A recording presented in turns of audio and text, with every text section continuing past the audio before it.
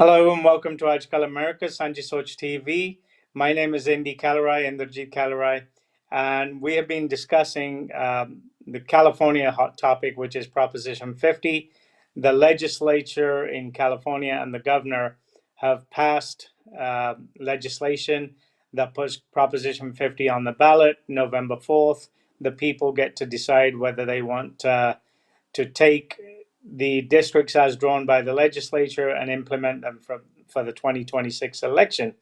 We are joined with a California senator from District 4 who's going to give us their details or their opinion on what California Proposition 50 is about, how it impacts California, and if this so-called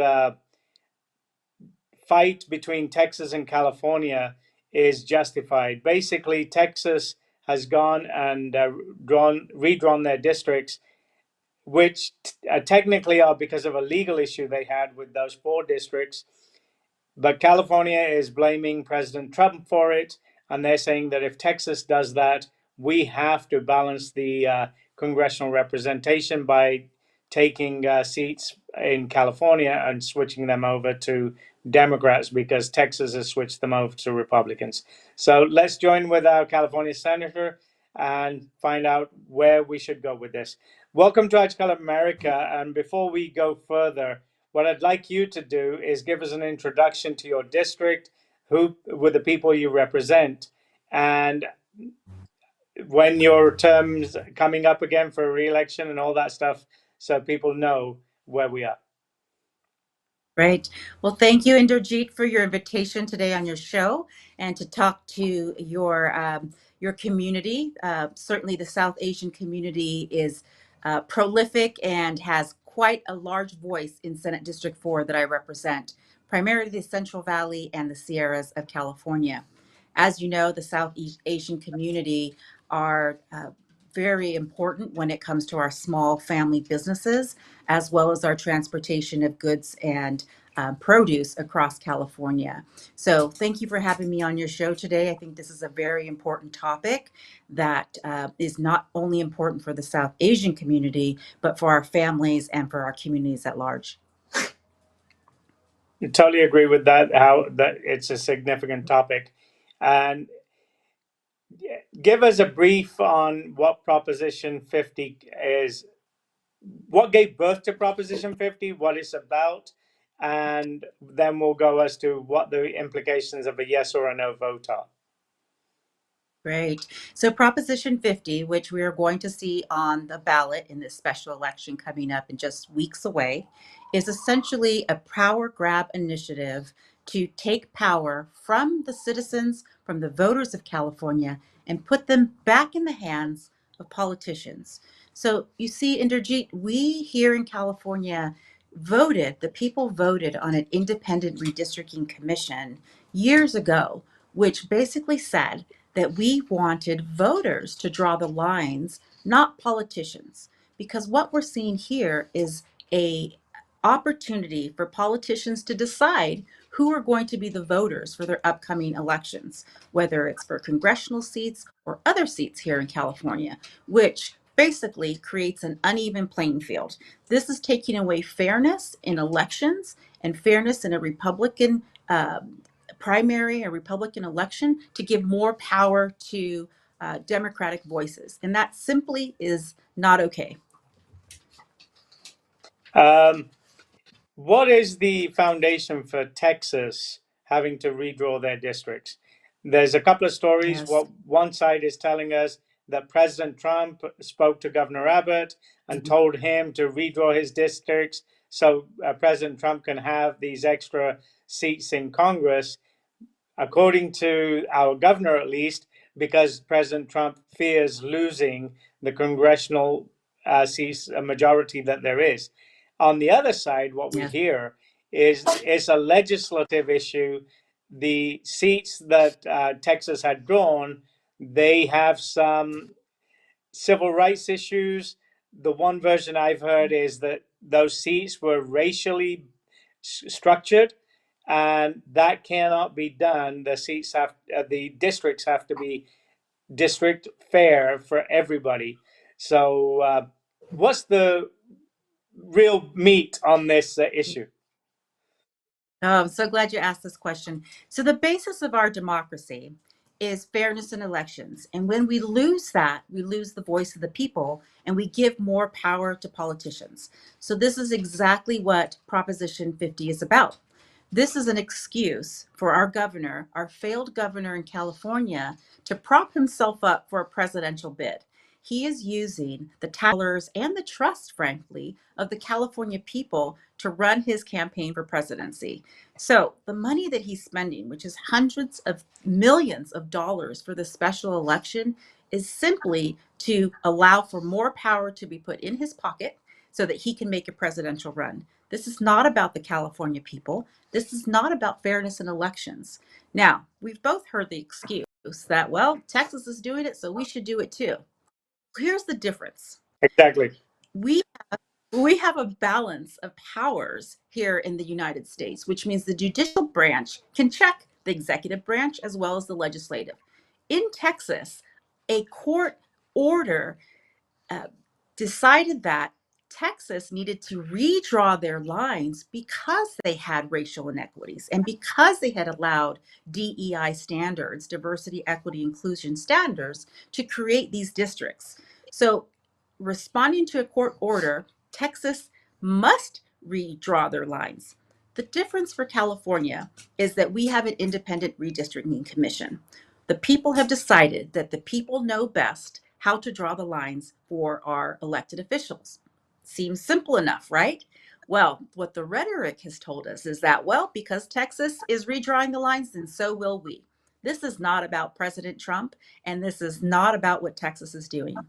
This is a decision that our failed governor has made to put millions, hundreds of millions of dollars towards his own initiative to gain power than to help the people of California. Now, you know that we've had conversations about the cost of living in California.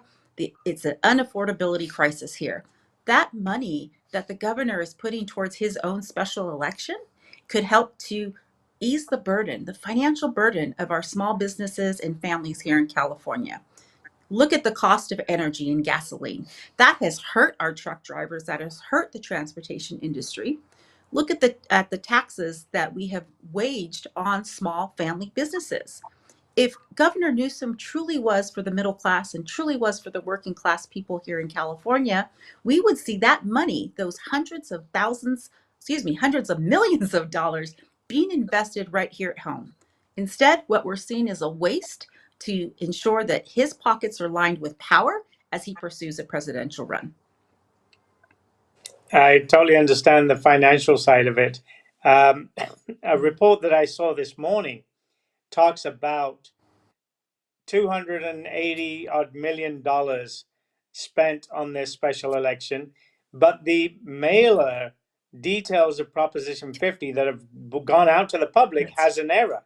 So we're going to Yes. have to send these out again and spend more money on it. So when we Yeah. were told 250 million, it's actually going to be maybe double that. So the waste of funds, I totally understand that. And in a way, I agree that it's money that we really don't need to spend. On the It, instance that the governor's message to vote yes on Proposition 50 because Texas is cheating, therefore California must cheat to balance the playing field, assuming that California, with its label of being a highly democratic voter population, assuming that the vote is yes, how does it hurt future elections in California? Is it only the 26th election or is it going to be 28 and further? What is the possibility that our current legislation may turn around and make this a permanent fixture? Yes. Well, the only cheating that's occurring in this special election is the lying to the voters that yes, on Proposition 50 is good for them. Now, let me tell you why. Because clearly, this has been put to the voters before. The voters decided long ago to take the power out of politicians' hands and give it back to the people. The people know best what's for them.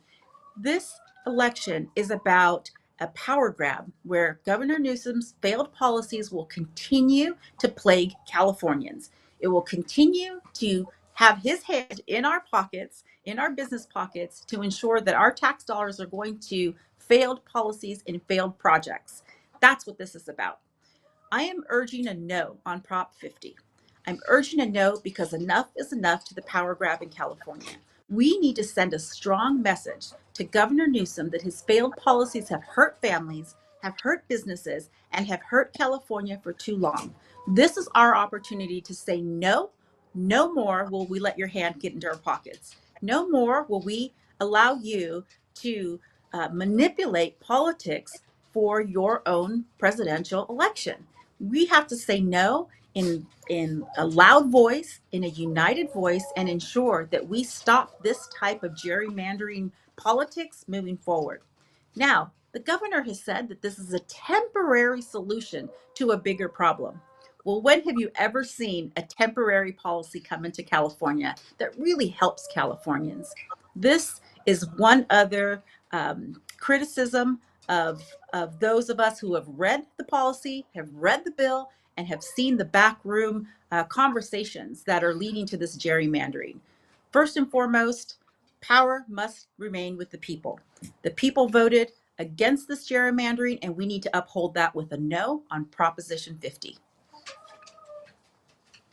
Okay, so I think what I got there was that this may, after the November election, be manipulated through the legislature or somehow to become a permanent factor and effectively doing away with the redistricting commission that we had set up through the people's vote a few years back. And Governor Arnold, who has also come out against this, he said very similar things to what you're saying as the gerrymandering and the people having voted. If people vote no, is there a possibility that the legislature may go and do what they did with Proposition 38, where the people voted for 38 and the legislature ignored it, they didn't fund it, and they're expecting it to go by the wayside? Is it possible that a no vote on 50 could be pushed aside and say, like they've done in the past, the people don't know what they're talking about, we are going to do 50, we need it, we have the legislature and we have the supermajority?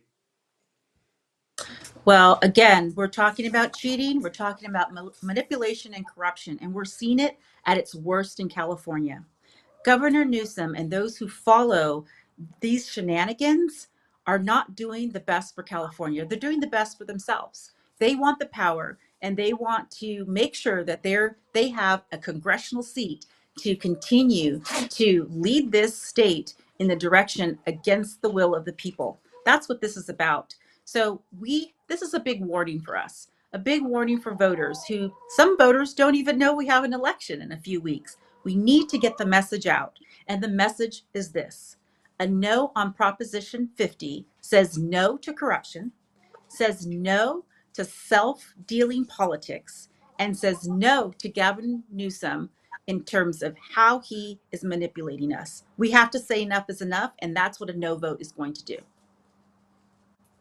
And again, I think if we get the no vote, and hopefully this matter is settled, but on the Yes. situation that we get a yes vote, at the present time, we're told that it's only going to impact the congressional election.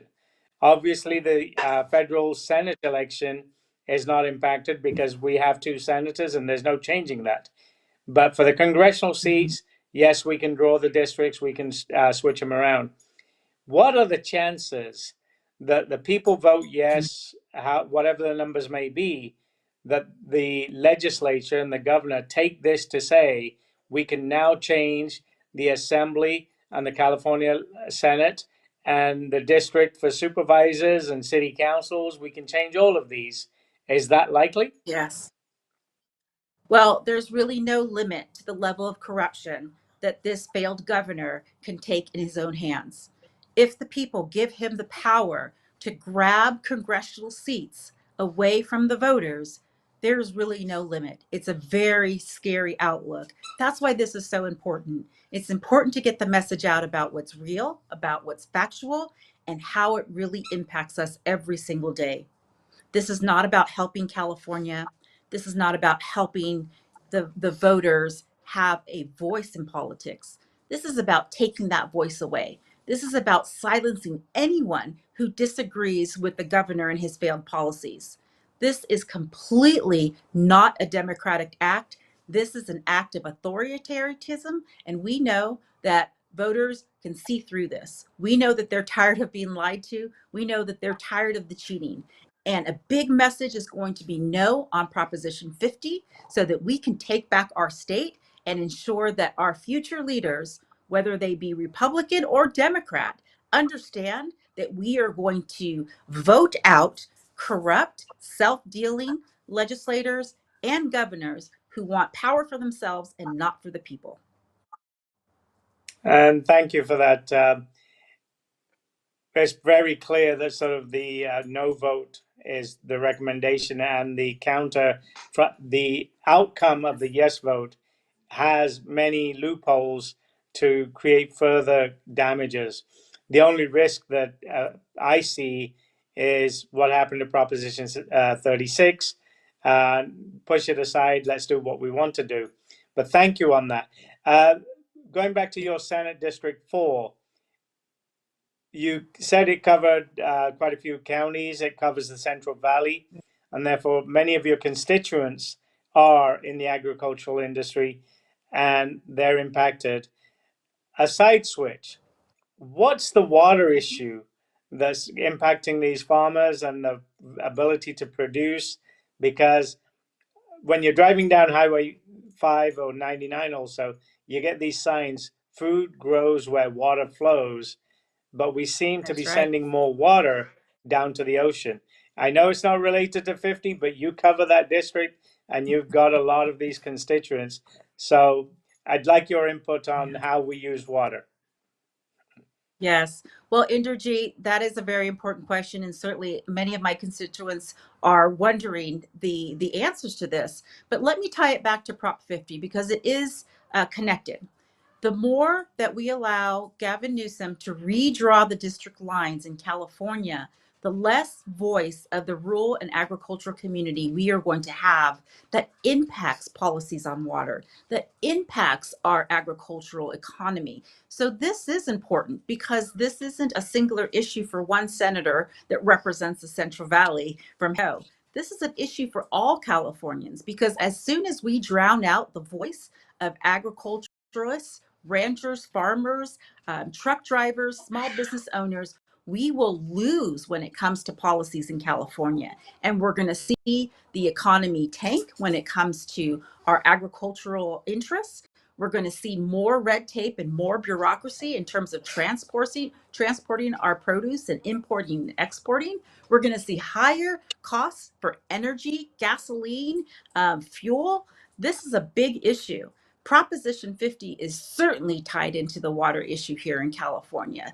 And that's why it's so important that we're connecting those dots. So thank you, Inderjit, for bringing that question forward. We're going to continue to fight this redistricting gerrymandering that will silence the rural voice in California because we know that water is life and life is water. And we need that water here in the Central Valley. Our farmers and ranchers need access to that water so they can continue to produce the food that makes us one of the richest economies in the world. And I'm going to fight for that, not only as state senator for Senate District 4, but as a representative here in California for all people who love our state and believe that we have a future for our children and for our grandchildren. Well, thank you on that, and thank you for clearing that additional topic, which I felt was not related to 50, but definitely it does have the correlation. So, what I want to do Yeah, is I want to thank you for your time. And as we come to thank you. close this session, because we've covered 50 and we have a clear vote no, what I'd like to do is have you share your information for other people in your Senate district who may want to reach out to your office, speak with your staffers, and if they have any issues that they would like you to help them with. And that's what you're there for. You're helping your constituents. So through this method, have you share your details on how your constituents can reach out to you, and maybe others who want to have information. Well, I'd love to speak to your listeners. We have an office in downtown Modesto on 15th Street. We also have staff that speaks Punjabi, so please come and see us. I'm very happy to have such a dedicated, knowledgeable staff from all over California that is here to serve the constituents of California. You can find us Senate District 4, Senator Marie Alvarado-Gil, and happy to serve. We're here for you. Thank you, Marie, and thank you for your time. And post November 4 election, we'll try and reach out and have a discussion on what the public have decided on this, and it'll be uh, exciting to actually see which way the people want us to go and what may be our That's right. consequences as a result. So we'll get your input on Yeah. that post November 4. Good. So thank you for your time now. Appreciate this Thank you. input and your thought process and everything else, and I think is very informative. Thank you. Thank you. ਅੱਜ ਆਪਣੇ ਨਾਲ ਜੁੜੇ ਸੀ senate district 4 California ਤੋਂ senator ਮਰੀ ਆਲਵਰਾਡੋ ਗਿਲ। ਇਹਨਾਂ ਦੇ ਨਾਲ ਗੱਲਬਾਤ ਕੀਤੀ ਨੇ, ਆਪਣਾ ਪ੍ਰੋਪੋਜੀਸ਼ਨ 50 ਬਾਰੇ ਦੱਸਿਆ ਹੈਗਾ।